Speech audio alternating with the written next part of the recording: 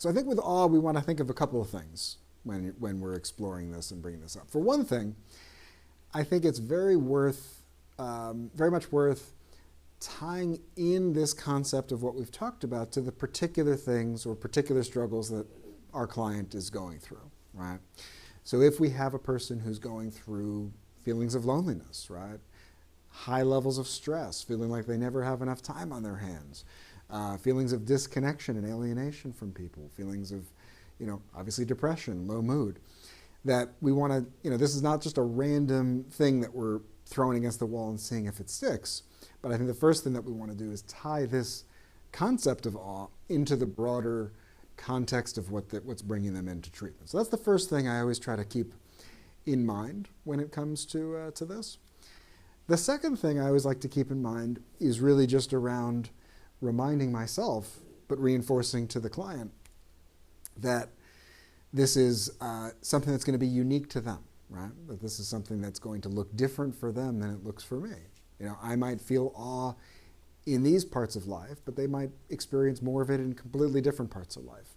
So in the spirit of that, we want to really open up space to have an opportunity for reflection, for discussion of what are the kinds of experiences in their life, even going to the much more distant past all the way to the present, that have helped them feel small in the presence of something bigger than them, that have helped them feel connected to something that's beyond just their own skin, their own body, that have helped them feel transcendent in this way, that have helped them feel this sense of wonder and amazement, radical amazement of life in these different parts of life. So that's sort of the second piece that I'll often have a discussion for. So I don't rush this. I sort of kind of explain the concept. I talk a little bit about sort of how does this relate to the particular thing that they're going through.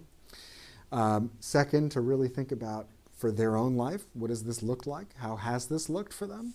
Where and in what settings have they tended to experience that? So that's sort of in session, two big steps that I try to really think about. I mean, these are not complicated steps, luckily. These are just, but we don't want to rush in and say, hey, and for homework this week, do your thought record and also look out for moments of awe. They're going to look at you and be like, well, why? But if we take sort of a little bit more of a measured approach and talk a little bit about why that's relevant and so forth, that helps. Step 3 is where I will actually encourage them in small ways or big, whatever works for them, to see if there are those opportunities in the coming time before I'm going to see them next, to seek out these kinds of experiences, to take that extra opportunity to notice, to linger with experience of awe, to see things through that lens even, to put themselves, again, in a position to experience this. It's not going to guarantee that they're going to have these experiences. They could go to the same walking trail one day and feel a sense of wonder and amazement, and then the next day be in their own head and not experience it in the same way, right? So in that sense, it's a very, like with a lot of things in life, there's a lot of inputs that result in different outputs. But I think of it more in terms of getting more bites at the apple to some degree. If you have more of those opportunities, we're going to eventually be landing on more of those experiences that we're looking for, as opposed to when we live much more insular lives with the same routines, right? I mean, in some ways, routine is the enemy of awe, in a sense. We want to find ways to break that routine. We want to find ways to experience things differently, either cognitively, emotionally differently, or literally differently in a sense. So it can be like going in new places or looking for things that we see 100 times a day, but through that new lens, like we did just before our break. We've been in this room for 2 full days, but chances are we've seen certain things in here through a different lens when we're really looking. So that's the other piece to that. And then that fourth step is, upon the next session with them, having an opportunity to reflect on it. What was it like? What did you feel in your body? What parts of the experience surprised you? What parts of the experience were eye-opening? What have you noticed, if any, shifts in terms of how you felt even after the fact?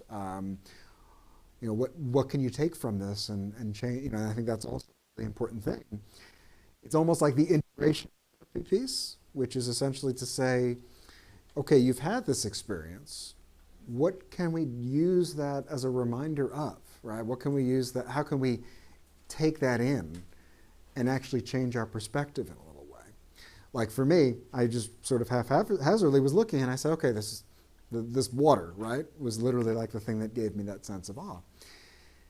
And what I could maybe take from that, as simple as it sounds, is, to look for the routines that I engage in every day and actually sort of take in the fact that there's nothing guaranteed about any of them, that a lot of these would have seemed, downright futuristic to somebody even 50 years ago, let alone 1,000, let alone 10,000.